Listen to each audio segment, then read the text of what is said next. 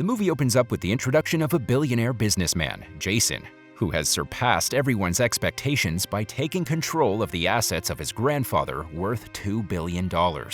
Meanwhile, his girlfriend Alexia, who works as a nurse, selflessly volunteers at a clinic in Haiti that caters to children battling cancer. While Alexia is at her workplace, Jason surprises her by sending her a beautiful dress as a gift and inviting her out for a romantic dinner. Alexia also agrees to it, and next, we see them together at a fancy restaurant. Unfortunately, just when Jason is about to propose to Alexia, his plans are interrupted by a court order, which requires him to attend the court hearings immediately. Jason discovers that his uncle has filed a lawsuit against him, accusing him of violating the terms of Red's fund, an asset that he manages. With no other choice, Jason leaves the place and hurries to the court. During the court proceedings, Jason's uncle proposes removing Jason from his position, pointing out his detachment from the family and his extravagant lifestyle. Jason fights tirelessly to defend his rights, but this unfortunate situation causes a rift within their once close family members. This turns them against each other in pursuit of monetary gain.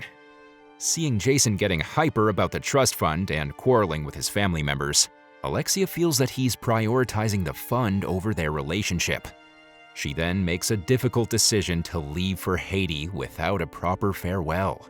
She manages to approach Jason briefly to bid him goodbye, but as he's so preoccupied with the lawsuit, he cannot even give her the attention she deserves. Before her departure, Alexia also leaves Jason a heartfelt letter, but he does not get enough time to read it immediately. However, later, while sorting through papers, Jason finally remembers the letter and opens it, discovering Alexia's journey to Haiti. Feeling lost and alone, Jason then seeks guidance from Hamilton, his late grandfather's trusted friend. Recognizing that Alexia's decision to go to Haiti is not impulsive, but a response to the circumstances, Hamilton hands Jason his grandfather's diary, hoping it will provide insights and solutions to his current and future challenges. In the next scene, as Jason immerses himself in his grandfather's diary, he gains valuable wisdom from his life experiences.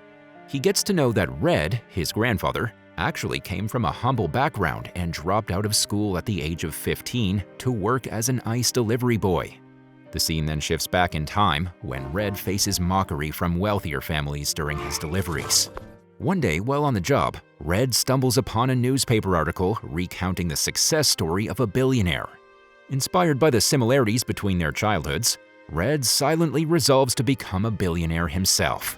Red has a younger brother and a sister, and his family meals often consist of soups. Red shows the newspaper to his father, expressing his determination to become rich and provide better medical care for their ailing mother. However, his father dismisses his ambitions, insisting that Red is destined to remain poor. Undeterred, Red leaves a note for his mother and embarks on a journey, refusing to accept poverty as his predetermined fate. The following morning, Red hops on a train and encounters a man who helps him from getting caught by the rail guards. The man emphasizes the importance of appreciating even the smallest blessings, such as good health. Later, when the train reaches Texas, the man with whom Red has been conversing jumps off before it reaches its final destination. Following him, Red also decides to jump off the train and walks behind a group of men in an entirely unfamiliar place. He follows the small group of people and reaches a location where a rancher is looking for temporary workers. Among the crowd, Red, despite being the youngest, stands out due to his energy and enthusiasm, catching the attention of the rancher, who ultimately selects him for the job. Red, along with 5 others, get on the rancher's truck and drive towards their workplace. Soon, Red begins working at the ranch, despite having no prior experience in the tasks assigned. It is here he meets Gus, a slightly older local who previously owned his own ranch but lost it during the Great Depression. Gus, determined to regain ownership of a ranch one day, suggests Red go to California, where more job opportunities are available. At night, Gus and the other workers gather to play cards, but Red is consumed with thoughts about how to accumulate wealth at a faster pace. He wants to avoid being dependent on such labor-intensive jobs as he grows older. Curious about achieving success, Red leaves the game and approaches the rancher to ask for guidance.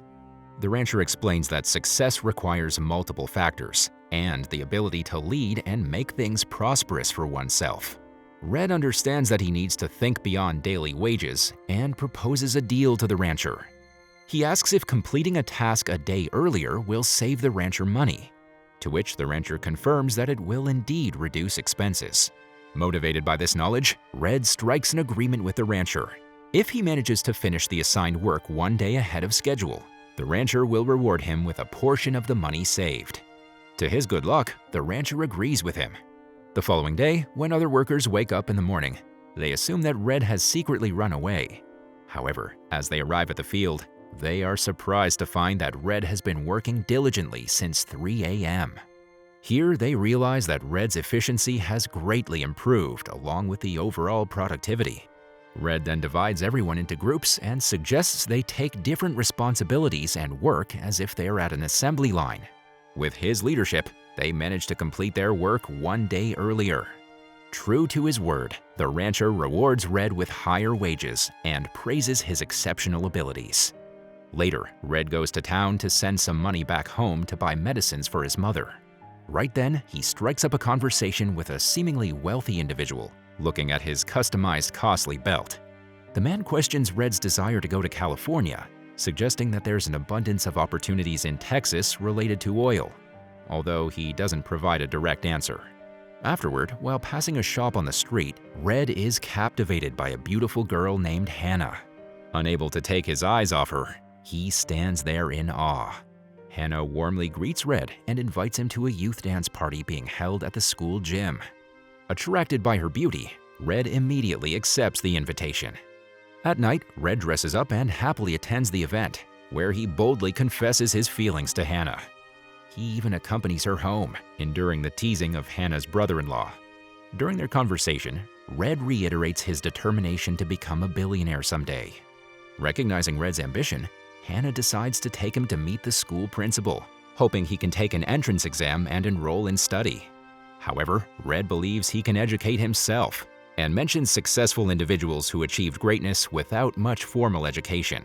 After listening to Red's beliefs, the principal emphasizes the importance of education but does not hesitate to acknowledge his ambition. To prove himself, Red quickly calculates the answer to a complex multiplication problem mentioned by the principal. He also discusses the pathology of skin disease on the principal's hands, indicating that someone as educated as the principal earns only a modest annual income. Red expresses dissatisfaction with earning so little money. On the other hand, Hannah feels disappointed by Red's performance, sensing that his outward confidence masks his inner fears and weaknesses. The next day, Red goes to class, making Hannah happy that he listened to her advice. Their bond strengthens as they return to school and enjoy their time together. One day, during their date at a cafe, the duo hear news about the war breaking out, specifically the Japanese attack on Pearl Harbor. With a feeling that he needs to protect his country, Red then decides to join the army by lying about his age. Next, he doesn't have the courage to talk to Hannah until he's about to leave. Hannah strongly disagrees with his decision, but Red insists on joining the army to prove himself and fight for what he deserves. They argue passionately, and Hannah, upset, declares that she won't wait for him. On the battlefield, an officer assigns a scared recruit to deliver a cover to the front lines. Without hesitation, Red steps forward, takes the cover, and rushes to the front. He finds cover in a foxhole and meets Gus, who was also at the ranch. After a brief conversation, Red pushes forward, but narrowly avoids a cannonball. Gus, witnessing the danger, calls for his teammates to cover him and bravely rushes to save Red. Time passes and the scene shifts to the year 1955, when Red has become an oil driller. Unfortunately, luck isn't on his side, and he fails to find crude oil. By this time, Red and Hannah have already married and are the parents of 4 children. However, the lack of ability to find crude oil poses a financial threat to their family. Feeling discouraged, Red remembers his father's words about their difficult life. Hannah advises him not to dwell on it since there's nothing they can do at the moment. Red considers investing in their family, but realizes he's neglected his children and hasn't provided them with the attention they deserve. He then decides to go outside and play baseball with his son. During the play, his son asks him about why he doesn't seek help from the experts to find the source of crude oil. Motivated by his son's words, Red invites a geologist to help him, and despite doubts about the geologist's reliability, they surprisingly find oil. Red returns home covered in oil, overjoyed, and embraces Hannah and their children excitedly. As the amount of oil extracted increases, Red faces lawsuits regarding property rights over the oil field. The original rancher, upon seeing the oil, sues Red, accusing him of deceiving his mining rights. In response, Red also finds a lawyer through leaflets in a telephone booth and meets his lifelong friend Hamilton at the courthouse. Hamilton assists Red in settling the lawsuit before the trial officially begins. They discover that the contract for the land and mineral rights was signed by both parties 2 years and 2 months ago.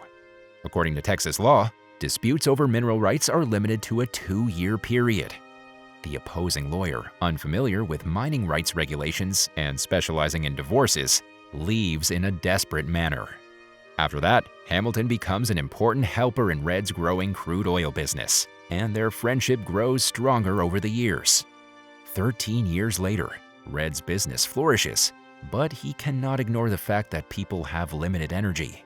Sadly, he's neglected his family while focusing on his career. His children only know how to ask for money and have no emotional connection with their father. Before Hannah can express her thoughts, Red hastily packs his bags for a business trip with Hamilton to discuss buying a refinery. In the following scene, Red's arrogant behavior during the contract negotiations causes problems, but he has insider information that the other party's refinery recently suffered a costly explosion. He decides to stay in a nearby hotel, hoping for a change of their seller's heart. Days go by without any news, and Christmas Eve arrives. Hamilton advises Red to give up waiting and spend Christmas with Hannah and the kids. However, Red stubbornly refuses to fly back and expresses determination to acquire the refinery and stays put. Listening to this, Hamilton has no choice but to fly back alone. Luckily, Red's persistence pays off when the other party sends the signed contract early the next morning. After acquiring the refinery, his own company becomes a billion-dollar enterprise. Despite finally achieving his dream after many years, Red feels a sense of loneliness. There is no one to share and enjoy his success with. Just then, Hannah calls with distressing news. Hamilton has been in a car accident and has suffered severe internal injuries, including ruptured kidneys. Witnessing Hamilton's condition in the hospital, Red has a sudden realization. While chasing after money, he has forsaken many things of greater importance. Determined, he decides to donate one of his kidneys to Hamilton, ensuring his friend's well-being. Understanding deeply that money is merely a dream, while family is his true wealth, Red resolves to use corporate profits for a charitable project. He and Hannah share this decision with their 4 children, giving each of them $10,000 and encouraging them to use the money to help others. Disappointed by the children's response, Red's second son approaches him later and returns the money. He wants to contribute it to the charitable project. It is a test Red has set for his children. Ultimately, the second son, Jason, inherits the family's wealth and becomes a responsible father. In the last scene, Jason realizes that the material riches left by the family are far less significant than the family's legacy. He understands that the greatest wealth in life are the loved ones around him. Entrusting the fund matters to Hamilton, he travels to Haiti to confess his feelings to Alexia. The movie ends with Jason proposing to Alexia and eventually getting married to her.